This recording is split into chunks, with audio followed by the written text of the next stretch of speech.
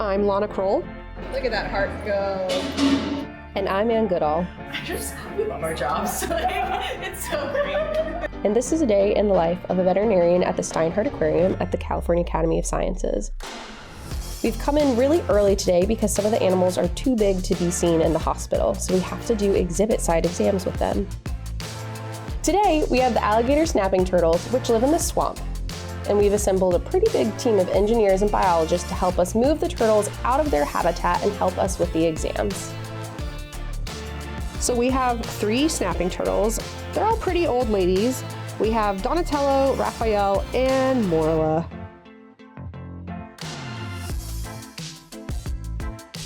These animals came in as a confiscation, and they were the size of salad bowls. And we had a bunch of them, and these 3 are the ones that are left. They get regular checkups just like people do. Their last exam was a few years ago. So all 3 girls had high triglycerides, high cholesterol. Morla had weird liver. Everyone had like kind of a lower total protein with hypoalbuminemia. I don't know if it's just like normal for them or what, but it was different. And then I can't remember if it was Donnie or Raph had a history of like weird spikes in a white blood cell, like transiently. And everyone's fat, which is fine. This is Claude's crate, but it's designed for both. This is half. They split it in the middle and they bolt the other half, and that would be Claude's crate.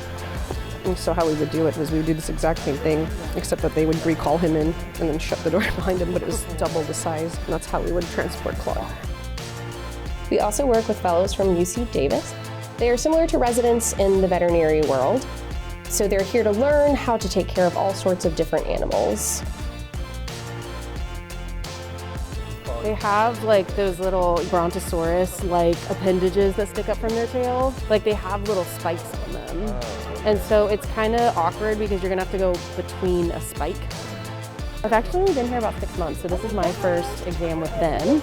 But these guys are really incredible because under their shell, they actually have really, really thick musculature, unlike most turtles. The best part is Bart on the tiniest one we have. How do we make these decisions? Oh, look at that beautiful liver. It's like textbook. I just want to like take a picture and put it on the wall. Oh yeah, we gotta get a picture of Bart with this liver. Look at that liver. Does she still need a nail trim too? Does this animal need a nail trim? She still needs an eye exam, quick look in the mouth. Okay. Yeah, what color nails should we do, guys?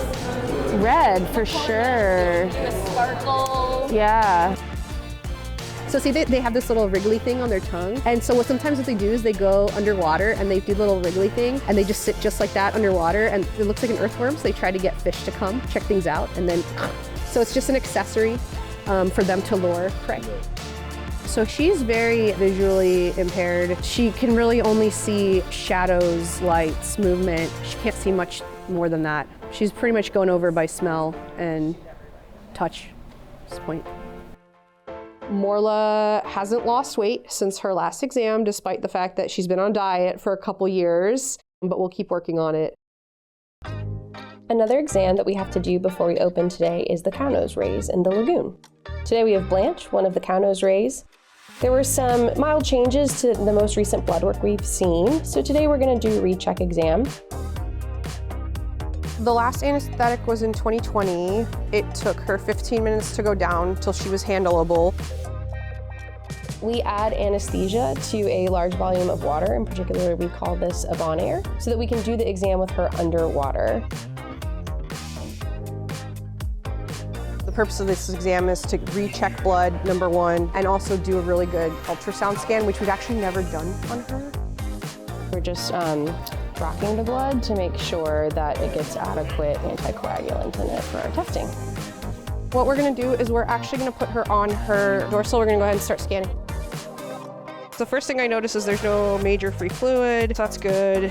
I do have a large liver here, which is pretty nice, okay looking.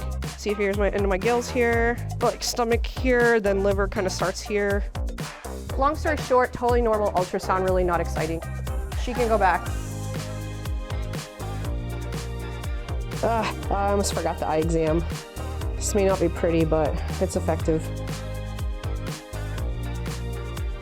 We want her to take her time while she wakes up, so the biologists are going to walk around with her for another 20 minutes or so with her in the net in the lagoon until she's comfortable enough to flap away on her own. The last thing we have to do before the academy opens is get the Moray eels out for their exams.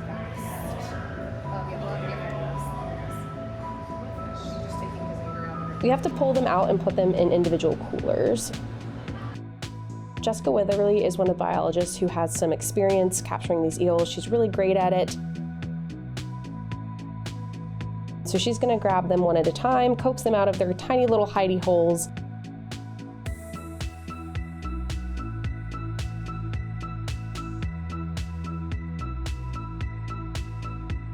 With help from many of our other biologists, they're lifted up and brought to the hospital.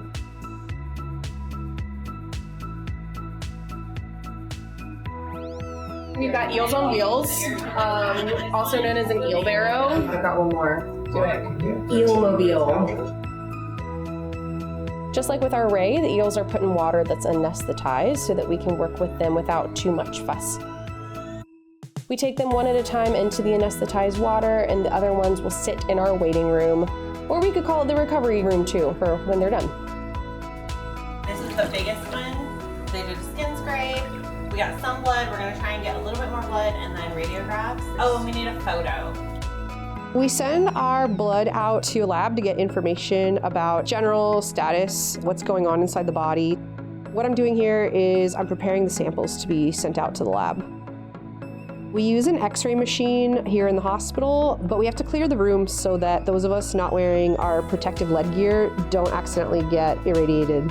When we're taking the X-rays, we're looking at their coelom, what's going on with your GI tract, intestines, how's your swim bladder, your heart.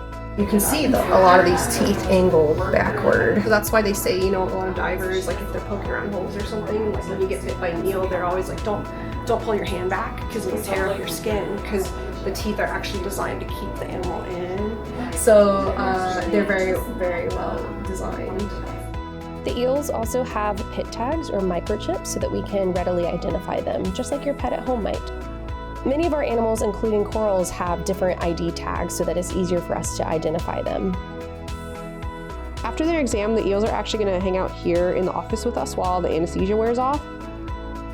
And then once we think they're more awake, then they're going to go back to the exhibit. After lunch, we got a couple more exams scheduled in the hospital. The first one is the python, and it's just a regular checkup for him. Okay, fabulous. Its name is Unibrow, correct? You know what's so funny is they look just like the emerald tree boas. Yeah, they do. But they're not related at all. But it's completely like convergent evolution. It's so wild. I haven't worked with these guys here yet, but the tree boas I've worked with are very spicy. So I'm just assuming this thing will be as well. Looks like he has a little, he also has a couple little spinal changes here and there. He's not old, he's had those, but I don't know what that's from. It's not like arthritis, I don't know what it is. We'll try to get blood. If anything looks abnormal, we can do an ultrasound. What's really fun too is snakes, and they can pull their heart up. So you can be right on the heart and they'll suck it out with it. We'll get weight. He's about 500 grams. He's gained some weight. That's great because he typically has been on the center side. Yeah. We got some fish for you this afternoon. That'll be really fun. They have been on a treatment for these flukes, so what we're going to do is we are going to anesthetize them. We anesthetize 10% of the cohort and then check them. We do that with skin scrape, gill clip, and look for the parasites under the microscope. And if they're clear, then they're all good to go back on exhibit. But the exhibit is actually currently being treated as well, so it's not quite ready.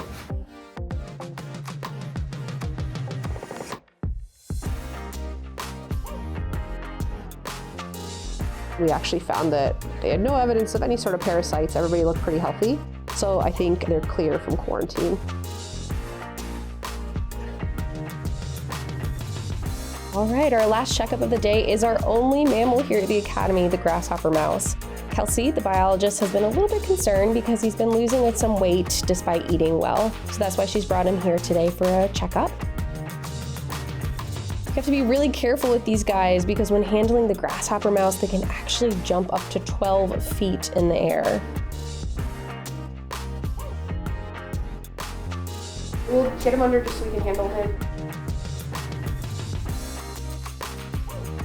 We gotta check his little mouth too. Yeah, I'm not feeling any overt masses or organomegaly. The skin itself looks nice, not seeing any scaling, nothing abnormal. If you think he's stable, you can go ahead and take scrapes for mites just because he has a history of mites. Quite the day. Only got through it with all that coffee. But you know, that's why we got into it, is to get to work with all these really cool animals. Lon and I are veterinarians, but we're really reliant upon our amazing biologists here in our animal health department. After a long day of working with all these animals, I love to go home and spend time with my own animals.